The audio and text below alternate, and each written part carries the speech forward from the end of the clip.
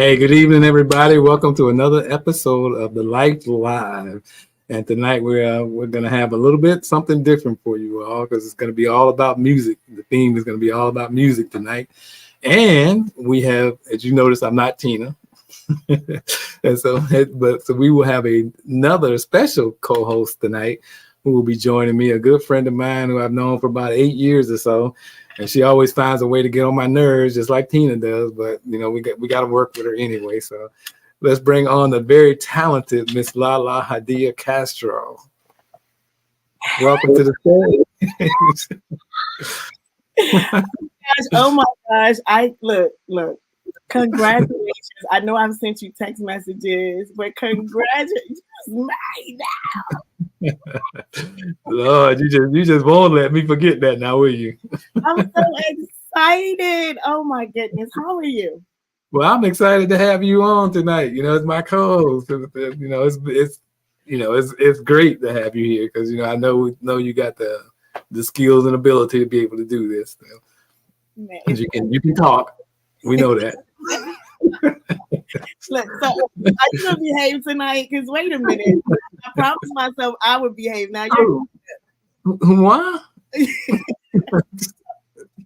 A long time. I'm excited to be here. Thank you for having me come home and co-host with you. I mean, look, sometimes you forget about the little people down here on this end, right? No.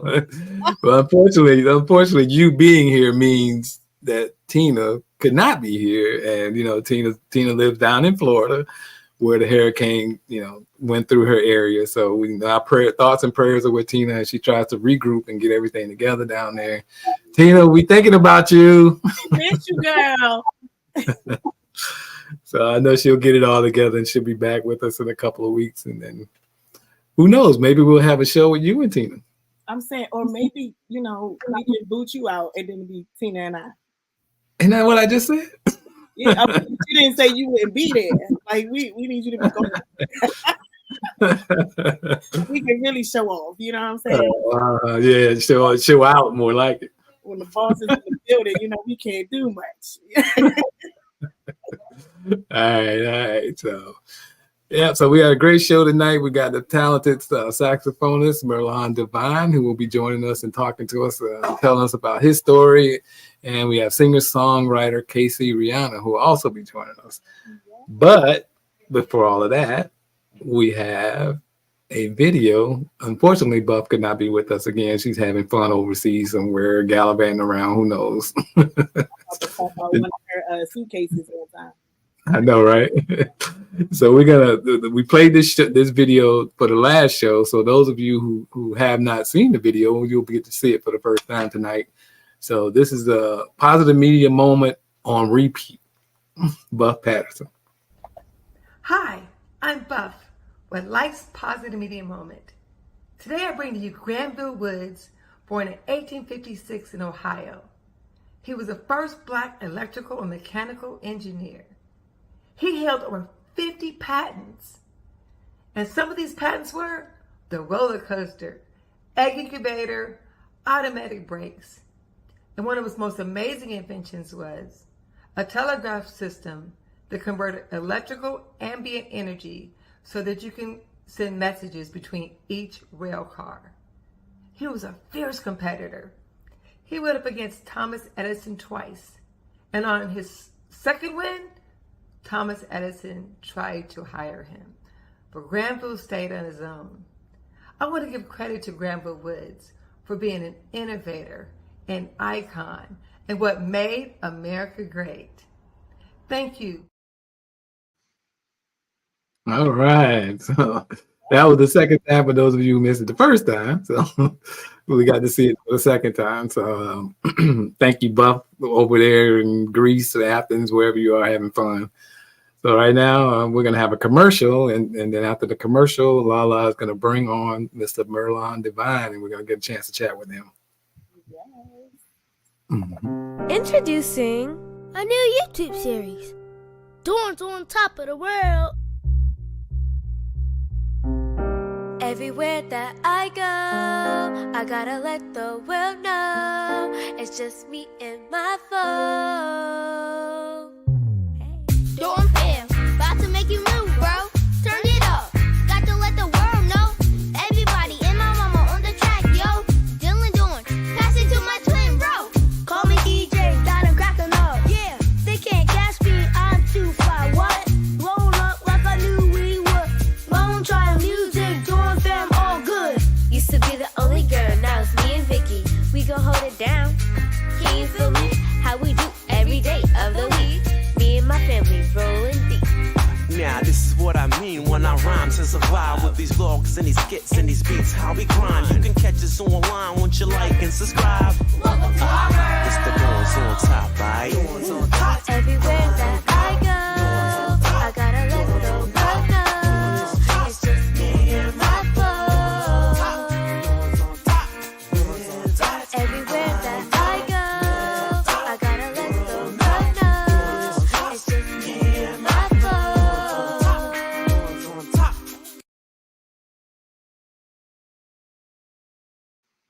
Yeah,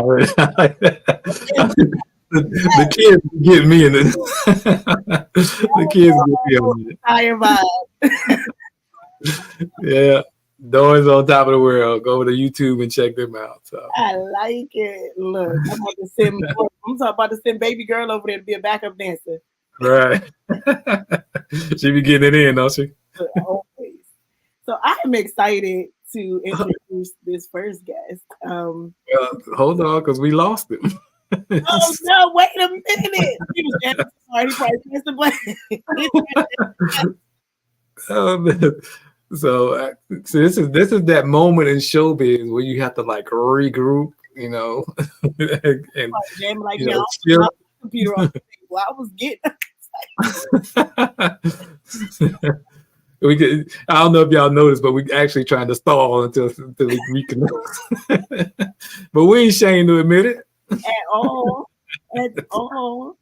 No. I'm saying I like this pink stuff you got going on here. This is nice. Yeah, the pink. Oh, that's probably we forgot to mention that. How can we not mention that? It's October. It's Breast Cancer Awareness Month, so that's why you see so much pink going on up in here. And we got a little piece for y'all later on, so we'll get more into that. So Merlon has rejoined us. Lala. He is back. Okay, look, this gentleman I had the pleasure of meeting along with the crew in the backstage. Merlon Devine is an acclaimed saxophonist known for his soulful and smooth jazz sound. With a career spanning over 2 decades, that's a long time, he has captivated audiences with his expressive playing and dynamic performance. I cannot wait to bring him on. So without further ado, welcome, Mr. Merlon Devine. Hello. Thank you so much. It's an honor to be here. I told Joe, I said you must have been jamming with me on that last commercial. You knocked the whole computer system. I know. I was doing my dance, you know. Power went out.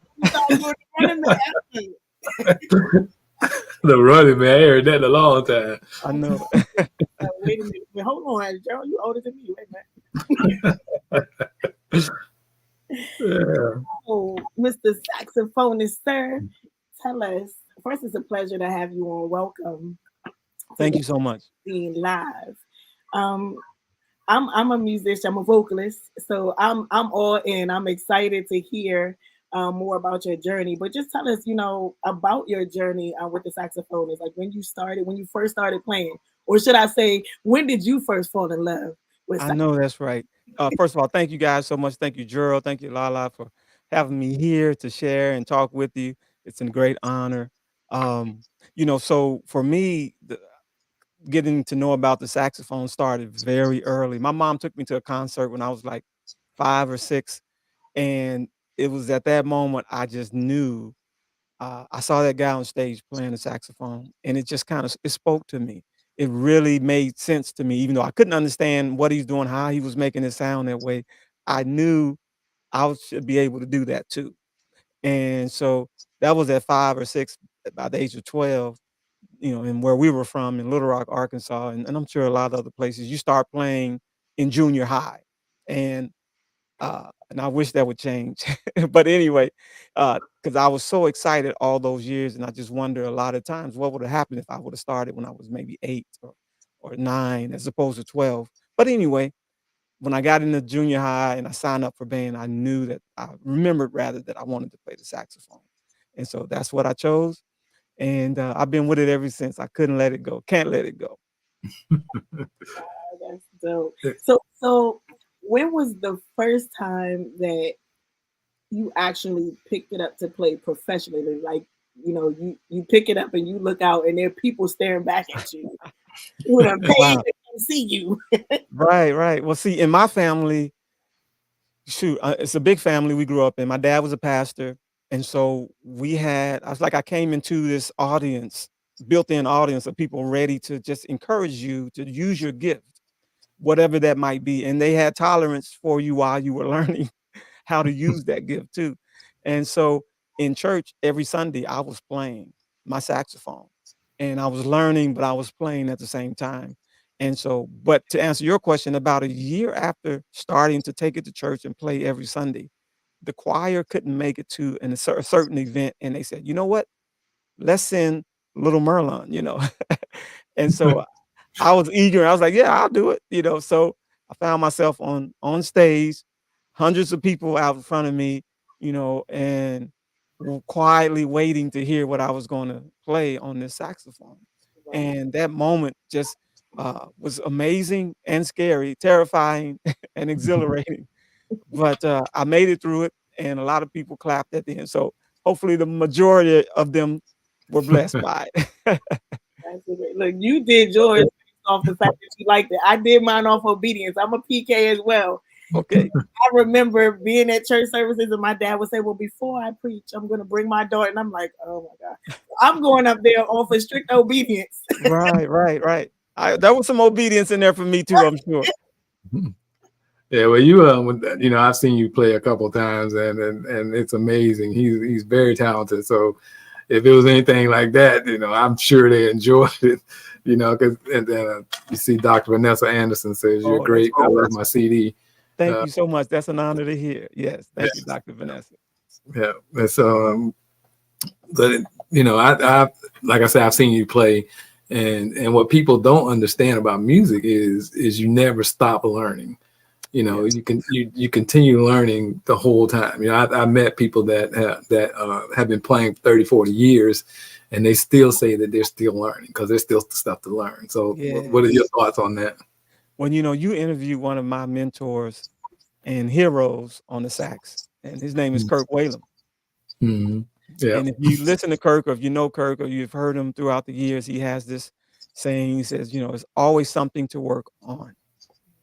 And he always, and when you talk about music, it's infinite. I mean, we can never reach the top of it, and it's so much to learn.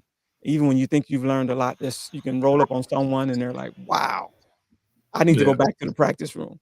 And of course, listening to Kirk and people like Gerald, who also has been on your show, Gerald Albright, that is, and many others, it's always humbling to hear them, because it does bring awareness to that this music is so vast, and it's never a place that you can have this level of, I got it all, I'm the best, or I made it. Because no, you got to stay humble, and then you got to stay hungry to learn more, because there's so much more to learn, and it's always going to help us to become a better communicator on our instrument, with our voice, whatever that gift is. It's going to help us to be better at relaying that to an audience. Right. I know for me, when I was learning the piano, I'm playing by myself a whole lot, and I'm comfortable playing by myself. Nobody else can hear me, But I think the door opened when I was coaxed into going into church and playing in church, and all of a sudden I'm playing with other musicians now. You got to be on point, because it ain't just you now. It's other people. But that experience made me learn so much more. By leaps and bounds, by playing with other musicians. And so do you find that being true for yourself, that when you start playing with other people, that you learn from their experiences and what they've gone through as well? Oh yeah, yeah. And I believe it's very sounds like a scripture I love. Iron sharpeneth iron. And Mhm. when we're with others that are like talents or like levels, we begin to sharpen each other. I learn from you, you learn from me. We Mhm. stretch each other, and it causes us to grow and to be able to be our best level of creativity. I feel I love those live moments, and you're playing with others, we're vibing off others, we're creating off of others, and that's a great live moment. I love that space. Right. Okay. We have a thing we call in the DMV sheds, Yeah, come on. musicians, and it's, oh my gosh, it's an amazing experience, if you've ever been a part of it or even been in the room when it happens, and it's almost divine. Yeah. um, because it's like, where you get to literally release and let God just play through the instrument in which he even ordained for you to be able to play, whether that be vocals or whether that be a saxophone or a keyboard or even drums. It's just an amazing feeling. And so I know, Gerald said iron sharpens iron. Well, you said iron sharpens iron, and that whole experience with playing with other people. Um, I know for me, my voice is like my ministry. Yes. So do you find yourself in those quiet moments where you just, that's your form of worship, like where you just pick up your saxophone and you're just in your quiet space and you're just worshiping, Oh, like, yeah, all the time. I love that, and, it makes me think about David. I'm also a minister, so a lot of the things that I deal with or talk about, my songs I write, they kinda relate to some type of biblical experience or knowledge or story, but I think about David a lot and we know him as a shepherd, and he Mhm. was herding the sheep and doing all that, but he was also a worshiper and a great musician, Yeah. and, and I could think about him being out there in his down times, when sheep are okay, everybody's taking care of themselves, and him pulling out his harp and just playing really before the Lord, just mm, him and the Lord and just in the atmosphere.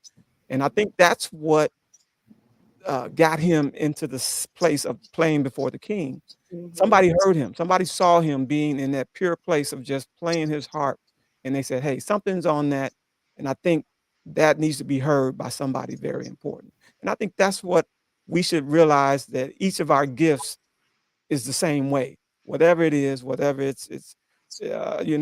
information IT or singing or music, if we can use that to help other people get into a place of peace, comfort, and information, and just it's big. It's so big. God has gifted each of us with a gift that's used to bless somebody else, and I love it. absolutely. I So agree. before we go any further, we must have spoken her onto the show tonight because Glennis Albright, Gerald's wife, is watching. Oh wow! Hey, Glennis. Hello.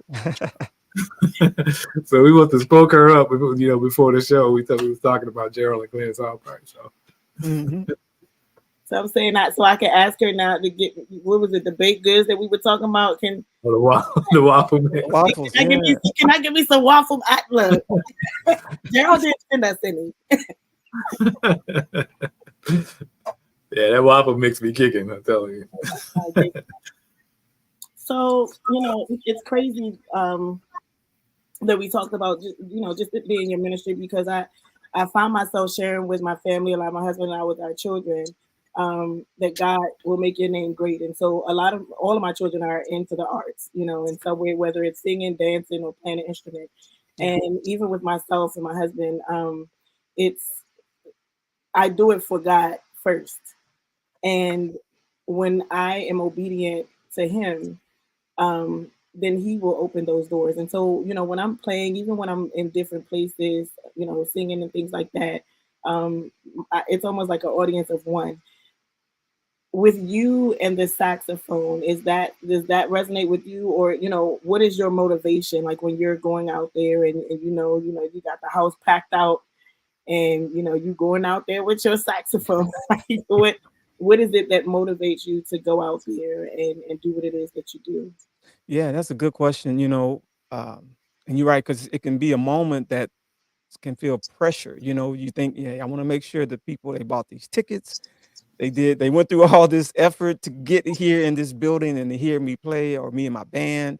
And I want to make sure that they're happy when they leave. They feel that it was worthwhile. I learned a lesson though, maybe my second year of playing, and my mom was just so wise, and she saw me playing one day, and I had to play for this audience, and I was doing all I knew to do to make them just be excited, and, and I'm only been playing a couple of years, so I didn't have many things that I could do, but I was struggling with it, and they were like, okay, they were okay with the performance, but she's talked to me afterwards. She said, you can never make people in the audience your focus. God has to be your focus, and you're ministering to him. Now, those people can be blessed if when you bless God, then God can bless them. So and allow me to just shift my focus to play upward and not laterally to people, but to him. And by doing that, I had no pressure of making them do anything because I wasn't really playing for them. I know, I'm there and they want to hear me, but I'm playing to please God first. And then out of that, I believe that's where their blessing comes in, because they're witnessing this interaction that's upward.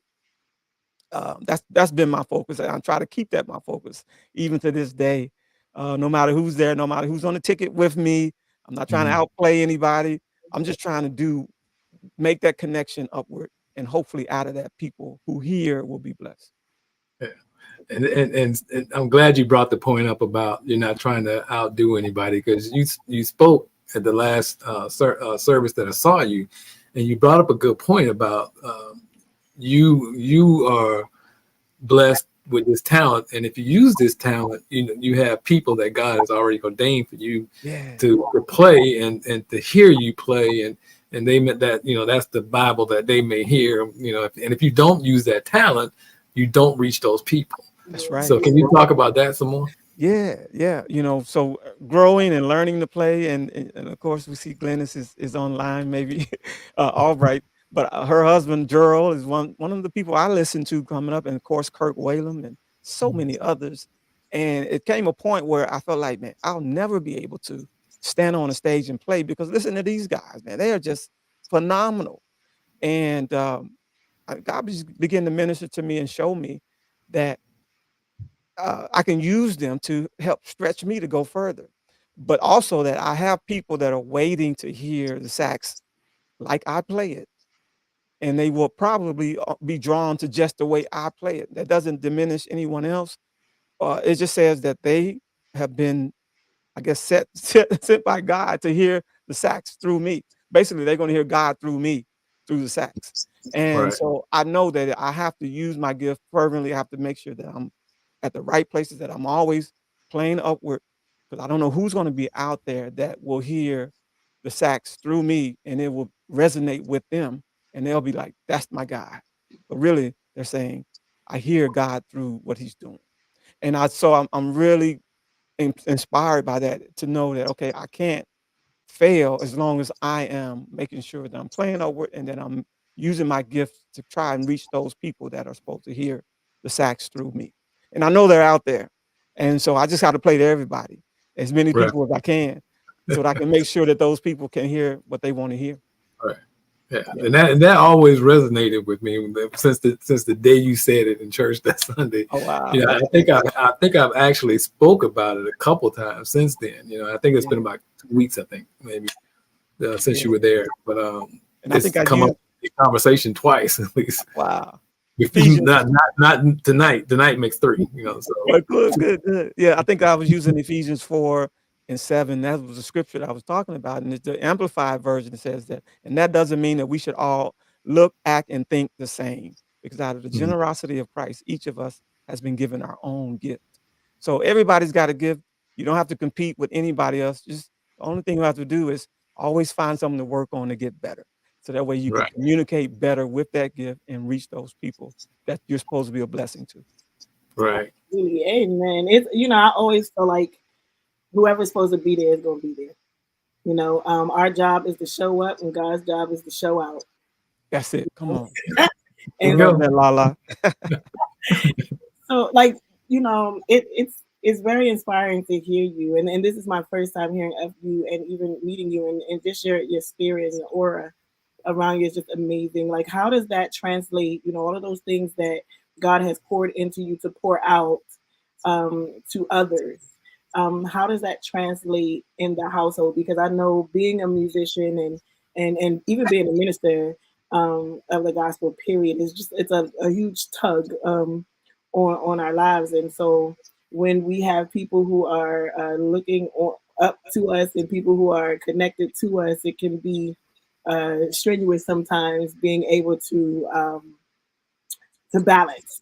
Like, how does what God gives you to pour out in saxophone, how does that translate in the household? With balancing that and family life, or is it You just know, the music? now I have an amazing family, amazing wife. I'm approaching 30 years of marriage next year. Mm. Yeah, and her name her name's Raquel, and she's amazing. She's been with me from the beginning, helping me to balance and make sure that my home time is impactful with my kids, our kids. We have 3 kids, and now they're grown adults, but still being at home. And I've been in music full time for a while, so I was able, and she's been full time there with me. We've been able to be at home when they get out of school, do things, work with them on homework, put them to bed, just have family time. So that's been very important for us over the years. And even as my travel began to pick up, they began to go. We would take them with us to those performances. We would go on the weekend and we leave Saturday, stay in a hotel. I minister at a church on Sunday. We come back Sunday night, and no one at their school believed they went to all these cities and states over the weekend. And it's like, oh, we think your son is telling the story every Monday, during share time, they would call it. And I said, no, we went to those places. We drove. They stayed with us in the hotel, and I played my sax, and they love it. They look back on those times now that they got to spend with us, and we all got to spend together on the road, just going to different restaurants and hanging out, meeting so many people at these different venues and churches. It's been life changing for them. So I would say just include your family in what you're doing as much as you can. Absolutely. And Yeah, having that balance is important. I'm coming up on 6 months of marriage myself, so Come yay, on, congratulations. come on now, man. no, I'm just joking around, but but what you're saying is serious though. I mean, you Yeah, gotta have that balance. You gotta that's have right. that balance. So they'll put Glennis's comment back up. They say it can be hard to balance, but G and I have asked God to help us to minister to others without depleting ourselves. That's good. That's good. Yeah, we take time away a lot, and we'll go on vacations. We'll just, hey, this weekend or these few days, it's just you and I. We're going to hang out, chill out, and just kind of get our cup filled back up. Because you're right. She's right. We're pouring out and pouring out and pouring out. You got to make sure there's time to be built back up. Mhm. And it's funny that you say that, because it's being in the music arena, period, is a very interesting place to sit. And so God is very strategic in who He bestows that upon.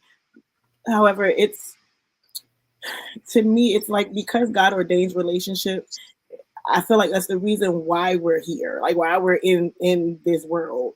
And He didn't just, after the flood, just take us on up to heaven. He ordained relationships, so He wants to see how we do relationship, and then He throws in a couple of gifts and talents and stuff, and see how we do that and how we relate, because we definitely cannot experience all that there is to experience in life with just ourselves. We learn from other people's experiences. Other people learn from ours. I tell my children and my husband all the time, it's so important to be where you're supposed to be, because at any given time you could be the light, at any given time you could be the one in need of the light. And so being able to balance that is something. Like, I'm coming up on what I think is 17 years in December. How am I supposed to know? It's a lot, and we have 6, so it's a lot. Oh, wow. Yeah, Congratulations. a basketball team with a substitute player. So it's like, and even with the 3, it's that you have, and even when it was small, it's like, how do you because I'm a wife, so how do you balance not just a family life, but it's like, it's queen time. Like, it's my queen's time. Nothing else matters because Yeah. I'm shout out to Raquel because I'm pretty sure that she is definitely that route that is necessary for you to be able to go out and do what God has purposed you to do. And then even for that, that expectation from God is to pour back into your queen. So, what does that look like?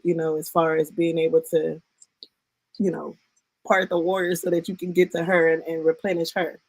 Yes, that's right. And you're right. It takes a lot. She does keep me very balanced with the family side, but you're right. There's a time, and I remember just through the years, I hadn't always been the one to quickly go on a vacation or quickly go out or do something because I'm just so focused. I can work. Let me keep this going. Let me do this. Let me do this. Let me get this next CD. Let me do that. And she's like, hey, slow down. You know, I'm here. We need to do some things. We need to hang out. So she's helped me over the years, and I feel like I've gotten so good. But like anything, I know I'm learning every day. I'm still need a little bit reminding here, it's from time to time. But we've gotten to a great, great place through the years, and even to get them raised and out the house and doing their own thing, and now this new era of uh, empty nesters and being able to spend even more time together. It's been amazing. So yeah, she's my focus when I'm not out there working, and she's out there with me when I'm working. So it's all good. Yeah, that's what I'm talking about, Glenn. Date nights. 'Cause Yeah. we have our date night every Friday. I think people have started to catch on, and they see our date night post every week. But every Friday night we have a date night here. So People used to laugh when I said we had to schedule ours, but you have to. yeah. I mean, and there's nothing wrong with scheduling. So yeah. So yeah, we have ours every Friday. Bringing it at all, like that is on the calendar. Yeah. Breakfast every morning is our main thing. We do breakfast, we cook it Mhm. together, and we sit and talk, and then we go into our days. But that has just been a rich time for us these last few years, just having breakfast every morning together. Okay. Okay. Yeah, you find what works for you. So Yeah. So Merlon, where can we find you? Like where can we pull up and hear a Mr. Devine show, whether it's the preach word or whether it's saxophone? Like where can we find you? Well, you won't find much preached word because I'm a minister of music, but of course we all should carry his word in our heart. It should be hidden in our heart, and we should share it whenever we get a platform to do it. But you can always find me playing through merlondevine.com. That's my website. It's just my name.com.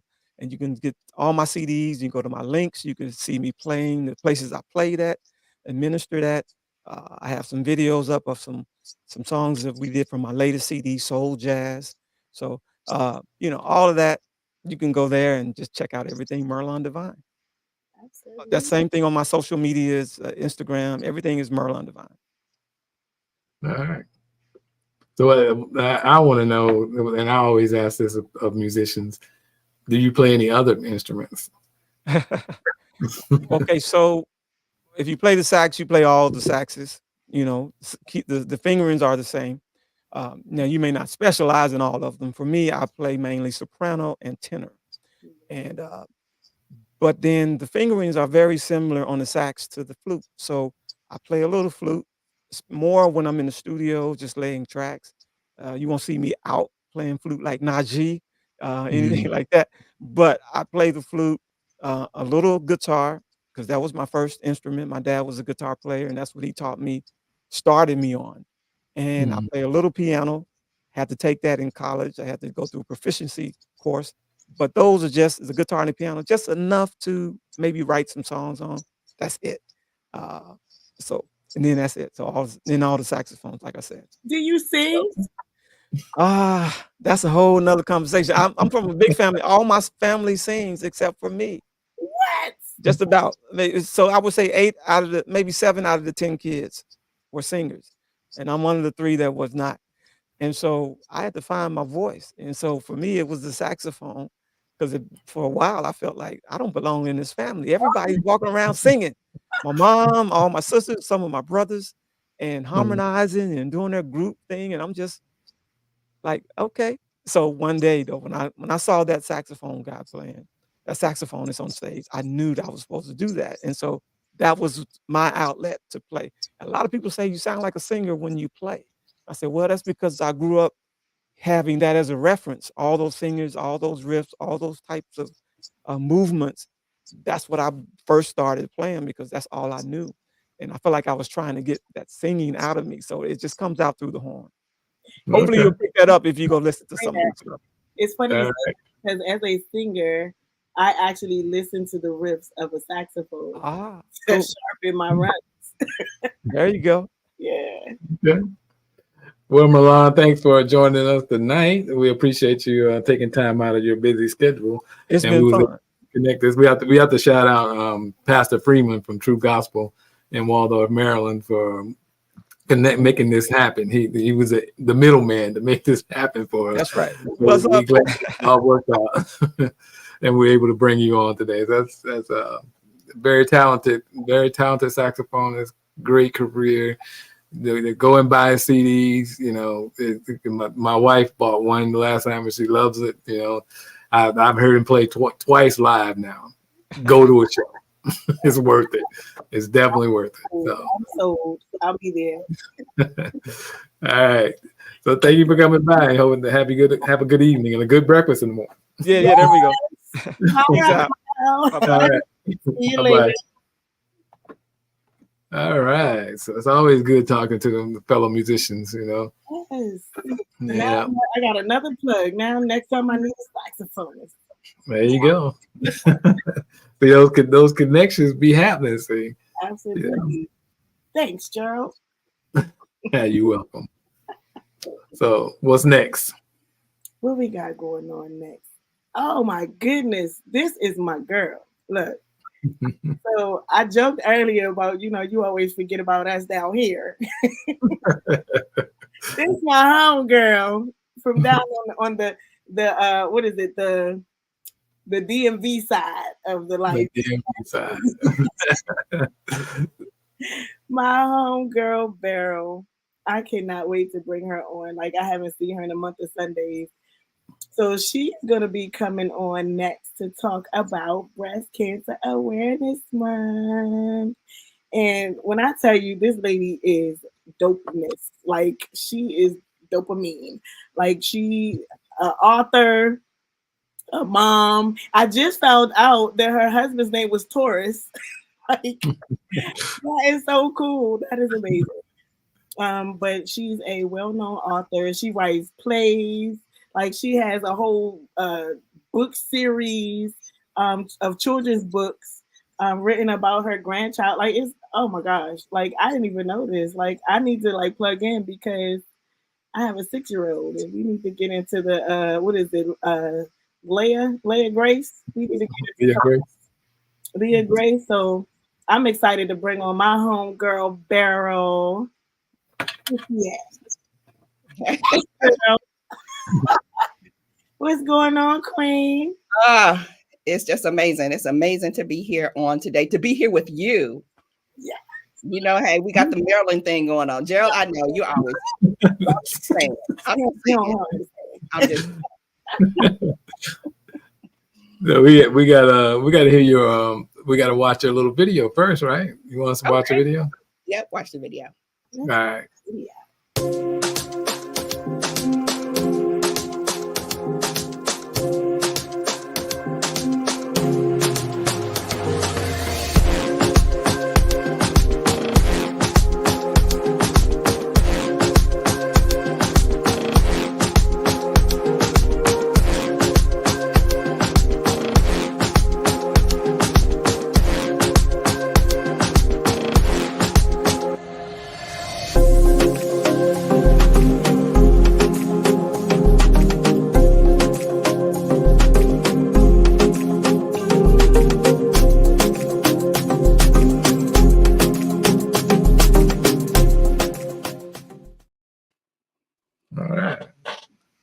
So talk to us about breast cancer.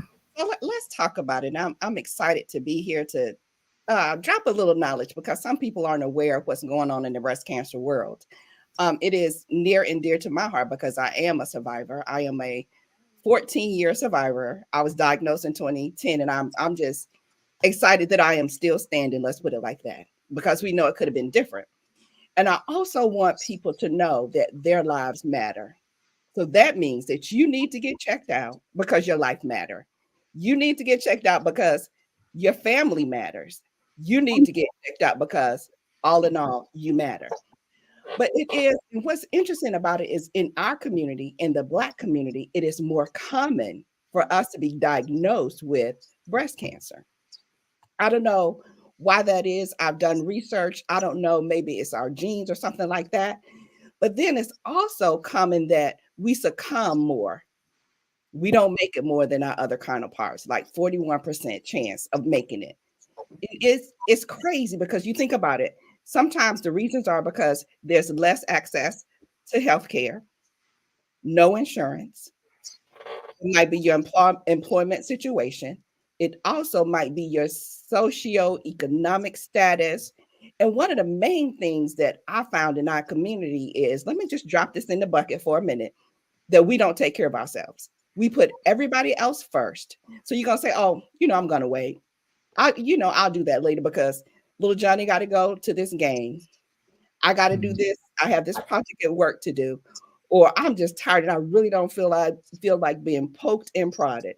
That's the number one reason that I see that when we are diagnosed, it's there and it's aggressive. So I just need y'all to do whatever you need to do to stay here because your family depends on you. And it's not just a concern in our community.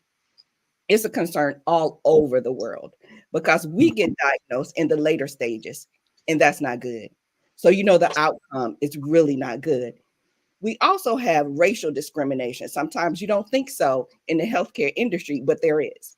But I'm here to tell you to get your second opinion, get your third opinion, change your doctors, get your fourth opinion. Somebody's just going to listen to you because we're really not listened to. And we need to be listened to. Also, make sure you get your screening. We know it's going to hurt when you get your mammogram. That's just a given. But make sure that you take care of yourself so that you could be here longer. So that you could just be here longer than, do what all you can do. All right. I didn't want to put so much out there because it can be overwhelming. Get your checkups. Mm-hmm. Checkups, take care of you. Yeah. It's important to get checkups, not just for breast cancer, but for anything, because there's so many silent killers out there, that's in your body that could be going on with you. So you need to get annual physical every year. Just as where you at, especially as you get older, things happen and things don't work the way it's supposed to work. Things don't work the way it's supposed to work, But you got to go to the doctor, You got to go to the doctor. Exactly. And also, what people don't realize too, men can get breast cancer as well because they have breast. I had a friend who had breast cancer. And we had an article in the magazine about that, remember? Right. And they don't think, as a man, you don't think, hey, I'm this macho man, I'm not going to get it. Well, you don't know. You don't know. Right. And then another thing I want to bring up too is that when I was diagnosed with breast cancer, because I didn't think I would be diagnosed with breast cancer. Why? It's not in my family. Not that I know of. Right. And so you think about those too, but you think about your ancestors that came before you. Mm. They didn't tell everybody. They didn't tell everybody their history and what they were battling. So you know, I did my research. I found nothing. Nothing. So you need to know your history, the history of whatever the illness or disease is. That's how the doctor would treat you. They need to know so they could come up with a plan to treat you to make you better. So it can be a little complicated, but you can make it less complicated if you go and get checked out. Yeah. Well, for men, you said you say yes, we can get breast cancer, but more prevalent in men is prostate cancer. Yeah. I think the number is one out of 8. Don't quote me on that. You're right. But one out of 8 is get prostate cancer, and that's a lot of people. That's a lot of people. I know a lot of men that I know that are friends of ours have prostate cancer. Absolutely. And if you go in, in your annual physical, you're liable to catch it at the stage where they can do something about it. Right. If you catch, but if you never go, right, if you catch anything early and you come up right, with a plan, you'll be fine. But the thing right, is, not going. If you don't go, you won't know. right. And I That's think right. that's the thing that, as a people and a culture have to get out of is just that fear. It's like what I don't know won't hurt me, but it's like no, you want to know where you Right. stand so that you can, get the necessary help Treatment. and resources that are required to keep you here longer. For people who love you. Exactly. But we could do a whole nother show on this though. Yeah. So, Yeah. but Yes, so, yes, we huh? can. We Oh, can do a whole nother show because I think it's very important for us as African American women to take care of ourselves because it is in our community. Whether it's in your family or not, you can still be diagnosed with breast cancer. And that's me. I don't know where it came from. yeah. I don't know. I don't know. Yeah. Well, thanks for dropping that knowledge on us, and hopefully some people will listen. I hope so. And do that. Go and at least go and get checked. Absolutely. What age should people start getting checked? They say age 40. And So some 35. 50. They're kind of walking it back now because like Yeah. some women in their 30s have been diagnosed with. Well, that's why I said. That's why I said 35 then. So Even if they're saying 40, maybe we should go 35. Check how early should young ladies and even young ladies, how early should they be doing the the little check that they tell you to do while you're in the shower? Right. The self-check, you can start that whenever you want to do it. It's up to you on that part. But some physicians, some healthcare providers, they will not do a mammogram unless you're a certain age or unless you have history of breast cancer. But you can always do your breast exam yourself. And that will definitely help because you know what your breasts feel like. So. Okay. Well, we're going to have you back and then talk some more about this more in depth, have more time to talk on this subject. How about that? I'll be back. All right. I'll be All back. right. Thanks for joining us tonight, though. We appreciate it. Thank See you, Beryl. Good to see you. All right. So we've come to that moment where we're about to introduce this young singer-songwriter. Got to make her young, because that makes me young. So we have a commercial first, and then we're on the other side of that commercial, we're going to bring you this young lady. Her name is Casey Reanna. She's a talented singer, songwriter, and artist. Her music combines soul with therapeutic lyrics and a message of peace, love, and perpetual conscious evolution. She used to be my student in piano. So I've known this child for since she was 15 years old. So that was 5 years ago, I think. And so I'm honored to have her on the show tonight. So we're gonna play a commercial, and then after the commercial, we're gonna have Casey on. How about that? All right. That sound good? Absolutely. I can't wait. At LC Safety and Security, we prioritize your safety. Our mission: stay safe, stay secure, stay saved. Offering expert security consultations and risk assessments for corporate offices, events, and personal protection. As certified firearms instructors, we provide MDHQL and wear and carry qualifications for both individuals and businesses. Specialized private marksmanship sessions ensure precision and confidence in firearm handling. Prepare for the unexpected with emergency medical response and personal safety training, led by certified professionals. From physical security to executive protection, we safeguard what matters most. LC Safety and Security, your trusted partner in safety, security, and training. All right. Hey, Casey. Hello. Hey, Mr. G. It's Hey, so Lyfe. good to see you. Hi. It's so good to see you again. Oh, So ditto. I'm gonna tell the world this story, right? Nice. I think you knew that going into the show that I was gonna share with the world this story. Like I said, Casey was my piano student, and one day we had a conversation. I see your mom's on here, so she'll remember this. We had a conversation about playing the piano. Casey didn't want to play the piano anymore. She didn't say, I'm never going to use it. And guess who comes up to be a singer and a songwriter? Yeah. Yeah, I should have stuck with it. Those were fun times back then. But I am so proud of you. I've heard your music. I love it. You know, I was on a trip to Florida one year, and then I had it in my car playing it over and over again. So that's my piano student right there. So how does it feel? How does it feel to be a singer, a songwriter, with music out, and how's all that feel? How does it feel? It almost feels natural, you know, only because I've been singing as long as I can remember.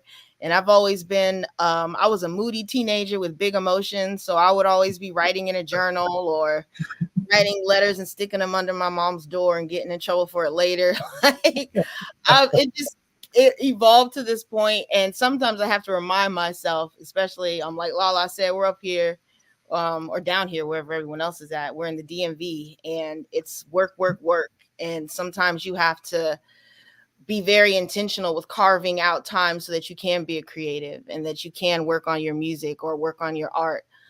So it's something that I just have to keep in mind and be intentional about, because time goes so fast. Like Mr. G said, I'm only 20, right? Since we did this 5 years ago. But not really. Time goes by really fast. And if you aren't intentional about setting time aside to do the things that make you feel good, next thing you know, you might be done and you've missed out on time. So. Right. That's right. So how did you get started singing? How did I feel like it had to have been in the choir. Those are my earliest memories of music, is being in the choir. My mom was in the military, so we were always moving. So we would always join the chapel on base. And first thing we would do after we did the visitors, hi, my name is Casey. Hi, my name is Janice. And I would join the choir. She would do the same. So it's always been that. And then evolved. And in college, I got into my university's choir. Shout out to Monarchs, Old Dominion University. And afterwards, I started meeting people. I met Jay Josephine. She's really close. She's a great engineer. She does a lot of placements. You'll hear all over HBO and things like that. And she really took a shot on me and was like, hey, let me get you in the studio. And I didn't really know a lot about recording, but she taught me a lot as far as that. And then it just progressed. And now it's been almost 20 years later, and we're still working on it, or working at it. Okay.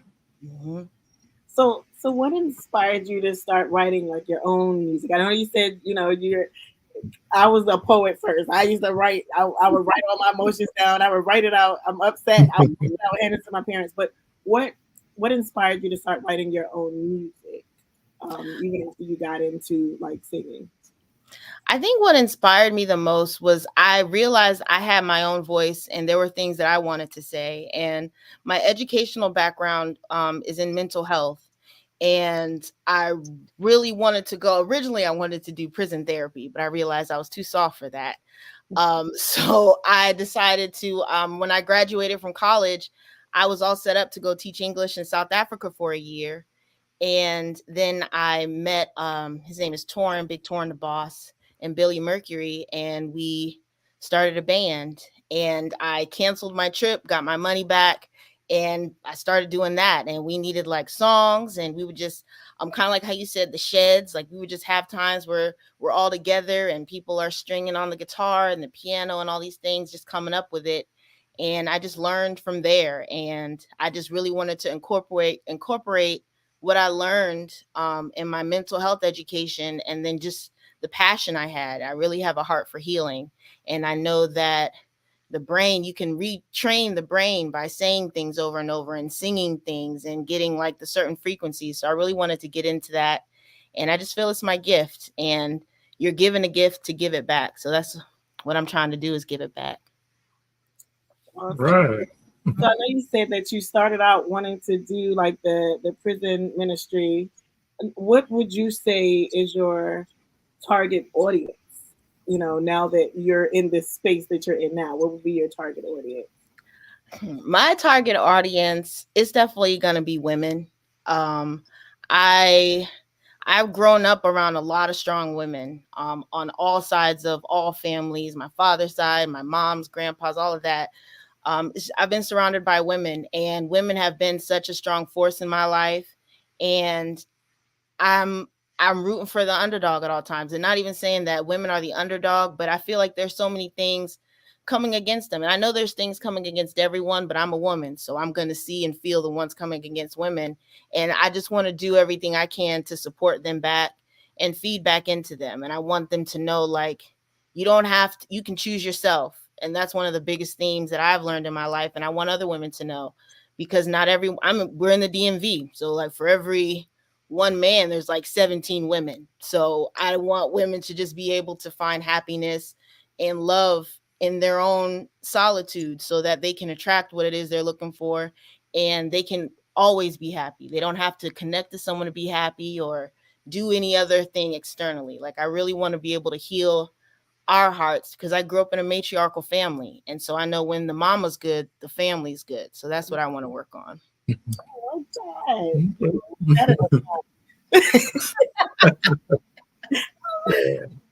So we reached that magical point where, you know, I think we talked about this off stage. So I hope you're ready. Can you sing something for us? Sure. I always have like a little random acapella in the pocket, just in case someone's like, "Oh, you can sing, let me hear it." So I'm like, okay. I learned that early on, right? You never know who is gonna ask you to sing. So I'm gonna do an old one. This is by Etta James. Because it's short, sweet, and I can do it a cappella, right? Now I did go to the Kirk Franklin concert on Sunday, so we was hollering in that Capital One arena. Okay. At last, my love has come along. My long days are over, and life is like a song. Oh, yeah, yeah. At last, my skies above are blue. My heart is wrapped in clover. The night I looked at you, I found a dream that I could speak to, a dream that I could call my own. I found a thrill to press my cheek to, a thrill that I have never known. Oh, and you smile. Oh, and then the spell was cast, and here we are in heaven. For you are mine alive. All right. Awesome. So I want to ask you, because before he asked you to sing, and then, you know, we talked about the whole that song that you got, that you always have in the pocket, because you know somebody's gonna ask. Mm-hmm. What is your song? Like that song that when you're by yourself and you just need to get away from the noise and minister to yourself. Like, what is that song that comes out of Casey's mouth when it's just her? That's a hard one, because it's like, you know, there could be, it's like when I could say like, what's that entire anthology, but the first one, that, because it changes depending on where I'm at. Dang, one of my faves. What is that one? The For Every Mountain You Brought Me Over, and I can't. That one, every single time, if it plays on the radio, no matter where I am, it will bring me to tears, just because, you know, I realized the older I get, because in real life, I'll be 36 next month. Well, it's October this month. I'll be 36 this month, and 20 this month. And the more I learn about my surroundings, my friends, my family's lives, and my friends' families, I'm very blessed. I've always been blessed with great people to support me. Mr. T is one of those people. I've had such amazing opportunities that I understand a lot of people haven't. And just because I haven't necessarily had crazy mountains that I had to come over, I know that there were mountains I was protected from. And I know that like one of the things that I pride myself on and I consider my strength is my family. And they gave me the space to be able to be a child all the way up through childhood and adolescence. I didn't have to grow up early. So it's like I still do get to feel young because I got to go through like all the state. I didn't experience any crazy traumas for real. And I just want to be able to also provide that safe space to others. And like that song, For Every Mountain, like I do have so much to be thankful for. And it's like I do my best not to take it for granted. Like I do my best not to take my family for granted, and just I try to find moments where I'm just 100% present, because there's going to be a time where my body doesn't feel like this, or I'm not able to, like when the pandemic happened, I just miss going to a restaurant. So it's like now when I'm sitting in a restaurant amongst people, I try and take it all in. So just being great. Any song that expresses gratitude is going to get me in my feelings. Mm-hmm. What would you say to a young up and coming, not just songstress, but artist who in this era, in this life where we are right now today, they feel like they don't have a voice? Mm-hmm.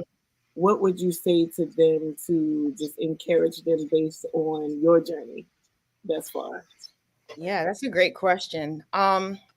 Even like finding, because we all do have our voices, more so finding it. And one of the things that's important in finding it, like even if you feel you don't have a voice, you can speak to that issue, because there are other people who also feel as if they don't have a voice. And when they see you speak up, then they feel like they can speak up, or they figure out what it is that they want to say. And what I was able to do is I put myself around people who had something to say. And I was born in a family of both sides with people with something to say, so it's like that almost came naturally to me. But for those who feel they don't have a voice, just keep listening, keep listening until your voice is developed.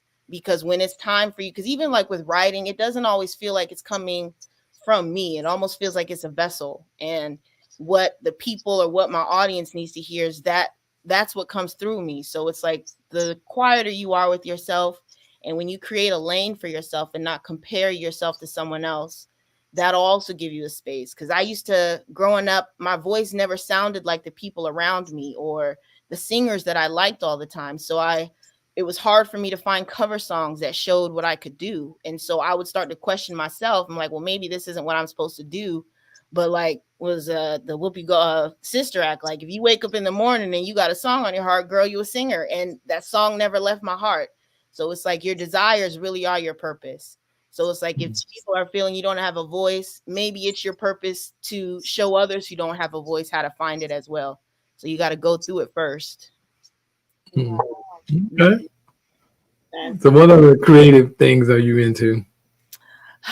I'll make anything and sell it at an art show, right? I do paint nights. I do sip and paints. I've been doing that for about 13 years. A friend of mine, Leger Poetry Jackson, she's a phenomenal artist, phenomenal poet. We used to paint together in her studio, and she invited me to start working with her at paint night, and I was able to hone my craft. I was in college and I was too broke to afford art to put in my room, so I would just like watch videos and try and recreate it myself. So I do I also do painting, acrylic painting. I'm getting into clay things. I really like to do things with clay. Anything. I just like to put things together. My mom is very creative. She used to write. My dad, he's really good with his hands. He does like woodwork. He can put things together. So, it's in my blood. Okay. Bring her over here to draw a mural on and put those creative juices to use. Did you ever go back to the piano? I going to go back to the piano. Yes, because he's not going to let if no, when are you going back to it? Like tomorrow? I know. I need to, because it would make things so much easier. Like a lot of times I find myself stuck because I have to wait for someone to send me music, or I have to wait for someone to send me a beat, or for the studio to be open, or maybe I can't afford this instrumental. So I really need to, I'm working on finding time, learning, going back to piano, and also learning like recording and engineering, so that I can at least do the basics myself for when you just have that idea at 3 a.m. and you want to get it out. So I'm working on it. And that's what you got to do sometimes, you know. Yeah. When I first started the magazine, you know, they said you had to get somebody to do the layouts, you know, a designer to do the layouts and all. And you know what? I taught myself to do that. So that just saves all the money, you know. The first couple of issues were like, but as I got more into it, I figured it out more, and you know, it's gotten better. But yeah, you can do a lot of stuff yourself, you know. And if I remember correctly, and I'm sure I do, at 15, you could play very well. It's been a long time since 15. But you could play very well. It's probably in there, you know. One of my guilty pleasures now is getting my nails done, so I don't know how that, but I can type really well, so I'm pretty sure it still translates. I'm pretty sure muscle memory, just to right. It's still in there, so you know, tomorrow's a new day. Get back in there. So what else is on the horizon for you? Right now I'm working on finishing recording an album that I'm working on. Well, an EP, I guess. It's called Quickies on the Weekend.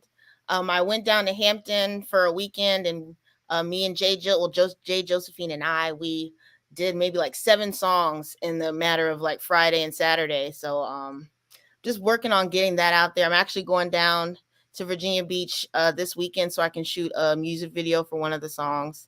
So just onward and upward. Just keep trucking forward. There you go. Waiting for it. So 15 years from now, when the name Casey Reanna comes across the lips of someone, what do you want to be said? When my name comes across the lips of someone 15 years from now, I want them to say, that song helped my heart heal. Like, that's really what I want to do. I really want to get to the healing. Like, I think there's a lot of division amongst our own people, amongst globally, all of that. And one of the things that I think is universal, a few of the things, math, music, love, things like that. So I really want just to, my mom is funny. She said, she'll be, no, not that math. Okay. Not that math. But I want to be able to, like what I would have done as a therapist, I want to be able to do as a musician and a songwriter. And I want to just help uplift and change maybe like the music that we have out now. And I'm not saying no shade to any music that is out, but I just I still listen to like Anita Baker, Stevie Wonder, like music that feels good, not necessarily music that makes me lit or makes me tipsy or things like that. Like I want something that'll speak to my soul sometimes, you know, because it's heavy out here. We're constantly dealing. There's always wars and rumors of wars and planes falling out the sky. And it's like, it's now that we've got streaming service, you don't have to have that little flip book of CDs anymore. You can just have it all in your phone, right? Like you don't have to carry along this big old boombox on your shoulder.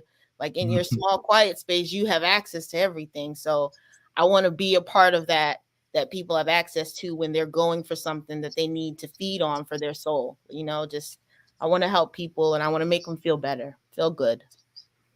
And let me just say to you, I think I won't date myself. I'm definitely not the same age as Gerald. I don't think I'm knocking on that door. I think I'm in the hallway somewhere. Happy to be here, though. I'm in the hallway. I'm nowhere near. Happy to be here, though. Tell him, Brandon. But someone said to me a long time ago, when they walked up to me, my dad had just finished preaching, and I had sang before he preached, and the woman looked at me, from across the room, and it was almost like instantly she kind of like migrated right in front of me and was like, "You're going to be a doctor." And I said, "No, I'm going to be a teacher and I sing. I'm not going to be a doctor." And she kept saying it. And for the next 5 to 5.5 years, I kept seeing the same dream of people just crying while I was singing. And so I'd say to you that even though you did not move into the prison ministry therapist, you're still a therapist. Like God has I won't even say weird, because it's not weird. The closer we get to him, the more we know of him. He has a wild way of making sense of what we can't make sense of. And sometimes, like the Bible says, our ways are not his ways. And so we think of therapists as somebody who comes and sits down. Well, tell me, what did you mean? What did you feel when you felt such a thing? And it's not always that way with God. And so you are a therapist. You do and you will heal a lot of people with just the spirit that is surrounding. Like before you even open your mouth, like you see God. And that's, if we could all like just get in touch with that part, it'll make everything else much easier. Absolutely. I promise you. Like those things where sometimes we get those writer's blocks because sometimes we're trying to operate in our own selves instead of connecting to our source and letting him pour through us, like we're just a vessel. And I think Merlon said that early on, like I'm just a vessel. And so you are a therapist, and I would encourage you as a fellow songstress and songwriter to stay on the path that God has you, and to always be ready so that you don't have to get ready, because he has already orchestrated your path, and he has people lined up to hear what it is that they poured out in tears to him, like, God, I need you. And he's like, hold on, help is on the way. So I encourage you on those moments where, because we all get them, where we sometimes feel discouraged, to stay on the path that God has you, because somebody's waiting to hear your voice, and I can't do it. That singer can't do it. That other singer can't do it. They're waiting on your voice, because your voice is the only voice that is going to allow them to truly understand what it is that God is pouring into them. So I just want to encourage you with that. Like, don't ever give up. Thank you for that. Those dry seasons, don't ever give up. Those dry seasons are when you need to go back and plug in and get away from the noise and let God pour, so that when you unplug, you can pour. Amen. I received that. Thank you for speaking that into my life, Lala. Yeah. Okay, now we can pass the offering plate, please.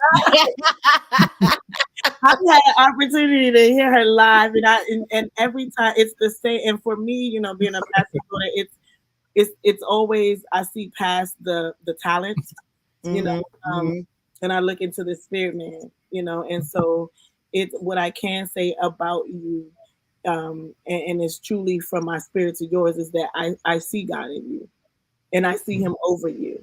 And so I look at that even before I think of, oh gosh, she sounds good. Like, I see God in you, and that makes me want to hear you. So it's, you're pretty dope. Thanks, girl. Thanks, girl. It's going to be even better when you sit behind there playing that piano and singing at the same time. Can you please book a piano lesson with Gerald, please? I know. Before he can go to teach. We can work that out. That day will never come. That day won't come. It'll be time for me to leave at that day. I'll be teaching all the time, all the way up until it's time to go home. I know that's right. I can't mess with him too much. Mrs. Anderson, she will come on and look. She know what I do. She be knocking on my door in the next 20 minutes. Let me leave him alone. That's Dr. Anderson. Remember. I know that's right. Dr. Anderson. Dr. Mrs. Anderson.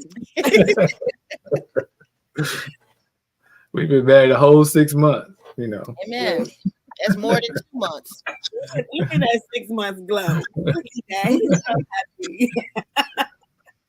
Look, but I'm also happy to have Casey on here. So, you know, this is an honor for me. And for those of you who don't know, Casey has been on the cover of our magazine also. I have it set up right there too. Everybody sees it anytime they come over. So yeah, so it's a blessing to have Casey on here. I joke about the number of years that it's been, but I've watched her since she was about 15 years old, all the way up to now. It's about 20 years now, I think. So so it's just an honor to have you on this show now. You know, of mine talking about the things that you've done over the last 20 years. So I am very proud of you. And thank you for coming on tonight. We appreciate it. You know, shout out keep to on. His mamas, they be representing, and I see mama, look, you got a mama like mine. She in there, like she like. Yeah, I She's gonna cry.